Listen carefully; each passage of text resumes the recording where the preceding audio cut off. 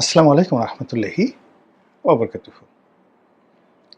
সম্মানিত দর্শক, আজকের যে প্রসঙ্গটি নিয়ে আলোচনা করব সেটি দ্বিতীয় বিশ্বযুদ্ধের ঘটনা ঘটেছিল জার্মানির মধ্যে, ফ্রান্সের মধ্যে এবং ইংল্যান্ডের মধ্যে। এবং এই ঘটনার ফলে হিটলার ফ্রান্সের জেনারেল চার্লস দ্য গল তিনি এবং উইনস্টন চার্চিল তারা যে ইতিহাস তৈরি করেছিল সেই ইতিহাসের মধ্যে কি করে ফ্রান্সের ইতিহাস নতুন করে রচিত হয়েছিল এবং যেখানে জেনারেল চার্লস দ্য গল একটা দেশকে, ফ্রান্সকে পালিয়ে গিয়ে কিভাবে আবার তিনি সেটিকে রক্ষা করেছিলেন সেই বিষয় নিয়ে আলোচনা করব।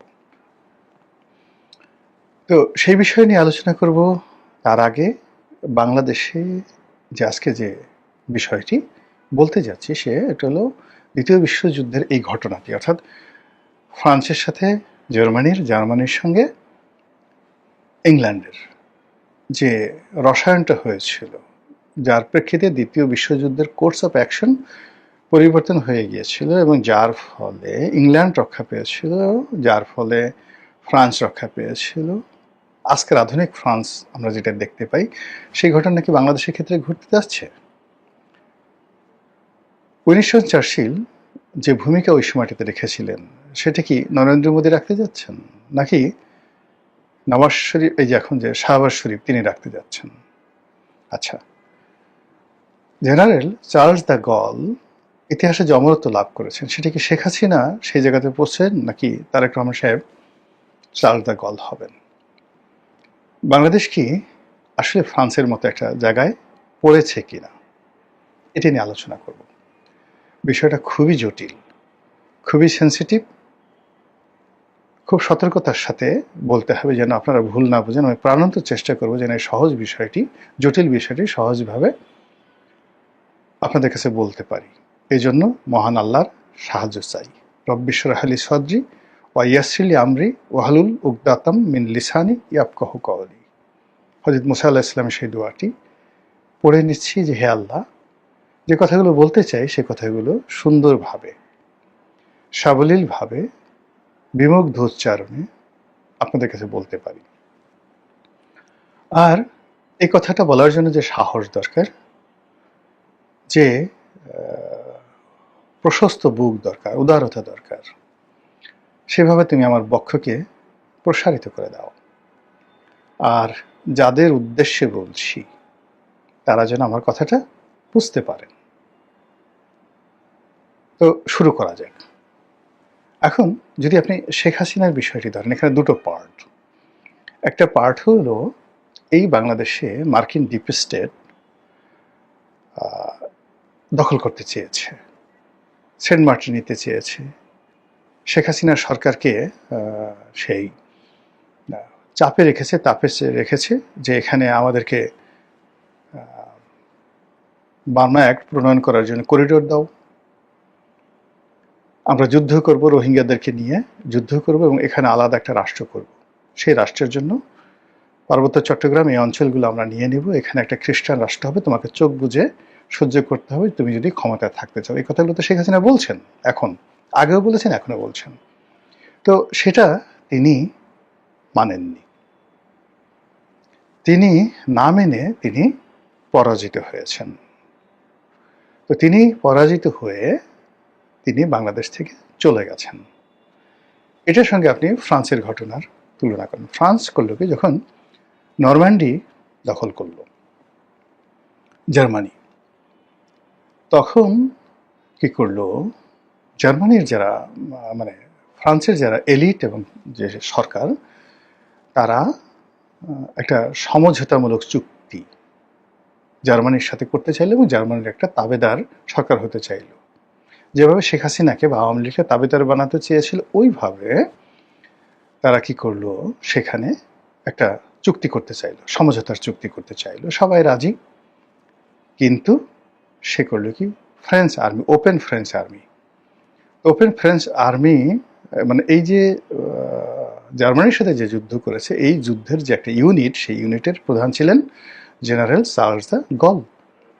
তো সবাই সেটা মেনে নিলেন, তিনি সেটা না মেনে সোজা ইংল্যান্ডে পালিয়ে এলেন। ধরুন শেখ হাসিনার মতো, শেখ হাসিনা দিল্লিতে গেছে, তিনি ইংল্যান্ডে পালিয়ে এলে তিনি উইনস্টন চার্চিলের আশ্রয় তিনি থাকলেন। উইনস্টন চার্চিল তখন দেখলেন যে প্রথমত যে ফ্রান্স যেহেতু দখল হয়ে গেছে, কাজেই পরবর্তী টার্গেট সেই ইংলিশ চ্যানেল পার হলেই তো ইংল্যান্ড, ফলে ইংল্যান্ড দখল হয়ে যাবে।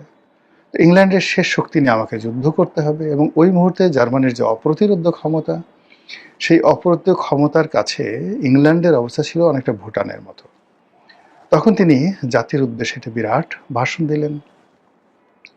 তো ভাষণ দিয়ে তিনি দেখলেন যে এই মুহূর্তে যদি আমেরিকা তখনও যুদ্ধে জড়ায়নি, এই মুহূর্তে যদি জার্মানির সাথে যুদ্ধ করতে হয়, তাকে এটা জনযুদ্ধ তৈরি করতে হবে। এবং তিনি সেই ভাষণে বললেন যে আমি নিজে রাইফেল হাতে রাস্তায় নেমে নেমে যুদ্ধ করব, এবং তিনি সেইভাবে অস্ত্র হাতে রাস্তায় নেমে পড়লেন।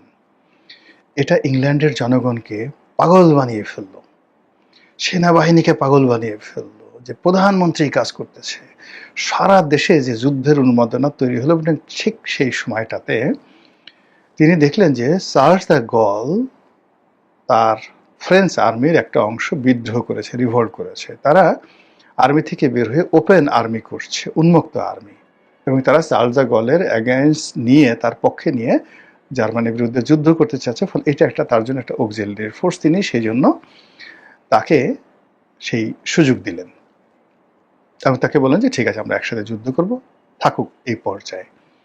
তো সেই দিক থেকে যদি শেখ হাসিনা এখানে যে আমেরিকার উপস্থিতি, সেই উপস্থিতি যদি তিনি মেনে নিতেন, মেনে নিলে এখানে ভারতের কোনো কর্তৃত্ব থাকতো না, এখানে আমেরিকার যে কর্তৃত্ব হতো, এখানে নতুন একটা যে স্টেট হতো, এখানে পুরো যে দ্বিতীয় বিশ্বযুদ্ধের মতো একটা পরিবেশ পরিস্থিতি তৈরি হতো। ফলে এটা নিয়ে ভারত খুব উদ্বিগ্ন ছিল।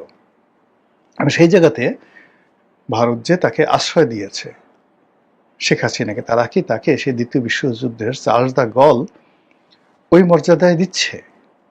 এই প্রশ্নটা শুধু আমি রাখলাম, আর কিছু না। এবার দ্বিতীয় পার্টে আসি, তারেক রহমানকে নিয়ে, যে এই ঘটনা আবার উল্টো হতে পারে। সেই উল্টোটা হলো যে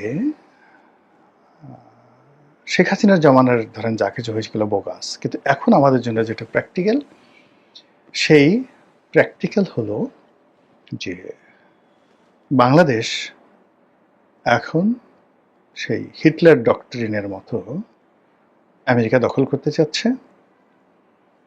তারা বাংলাদেশকে একটা শৃঙ্খলার, যাতে শৃঙ্খল শিকল বাংলাদেশে হাতে পায়ে পরানো হয়েছে, এবং এখানে ইউনূস জামানাতে যে কথাগুলো বলা হয়েছিল, বা শেখ হাসিনার জামানাতে যে কথাগুলো বলা হয়েছে, সেই কথাগুলো জনাব তারেক রহমান সাহেবের মাথার উপর কাঁঠাল ভেঙে তারা এই কাজগুলো এখন বাস্তবায়ন করতে চাচ্ছে। আর এই কাজ যদি আমেরিকা করতে পারে, কিয়ামত পর্যন্ত এই বাংলাদেশে বিএনপির নাম থাকবে না, তারেক রহমান সাহেবের নাম থাকবে না, জিয়াউর রহমানের নাম থাকবে না, বাংলাদেশের অস্তিত্ব থাকবে না, যদি এই চক্রান্ত তাদের বার্মা অ্যাক্ট তারা এই সরকারের মাথায় দিয়ে তারা করতে পারে। তারা যদি এখানে আমেরিকান ঘাঁটি তৈরি করতে পারে, তারা যদি এখানে আমেরিকান সৈন্য সামন্ত পাঠাতে পারে, তারা যদি এখানে সেন্ট মার্টিন নিয়ে নিতে পারে, তারা যদি এখানে করিডোর দিতে পারে, চট্টগ্রাম বন্দর নিয়ে নিতে পারে, তারা যদি এখানে আরাকান আর্মিদেরকে পাওয়ারফুল করে তারা বাংলাদেশের পার্টি ঢুকিয়ে ফেলতে পারে, এই জায়গা থেকে যদি তারেক রহমান সাহেবের থেকে বাঁচতে হয়, তাকে একজন চার্লস দ্য গল হতে হবে। আর তাকে যদি চার্লস দ্য গল হতে হয়, তাহলে তাকে আশ্রয় নিতে হবে কার? চীনের মিস্টার শি জিনপিং। এবং এখানে মিস্টার শি তার অবস্থান হবেন অনেকটা উইনস্টন চার্চিলের মতো, অথবা তাকে আশ্রয় নিতে হবে সেই ইসলামাবাদের কাছে। এবং এই চ্যানেলটা যদি তারা গ্রহণ করতে না পারে, অর্থাৎ বিএনপি গ্রহণ করতে না পারে, তাহলে ইতিহাসের আস্থা করে হারিয়ে যাবে। এর বাইরে মাঝামাঝি কোনো জায়গা নেই। তাহলে দেখেন, শেখ হাসিনা, নরেন্দ্র মোদী, তারা একটা রেজিম নিয়ে, তারা একটা উদ্দেশ্য নিয়ে, তারা সেই হিটলার ডক্ট্রিন অনুযায়ী Charles de Gaulle, Winston Churchill, এটা হওয়ার চেষ্টা করছে। এই মাতৃভূমিকে বাঁচাতে হবে, বাংলাকে উদ্ধার করতে হবে এবং এই কাজ করতে হবে, থেমে নাই। আবার অন্যদিকে এই যে আমেরিকার যে চালটা রয়েছে, এখানে আমেরিকাকে আপনি হিটলারের পর্যায়ে নিয়ে যেতে পারেন, ডোনাল্ড ট্রাম্পকে আপনি হিটলারের পর্যায়ে নিতে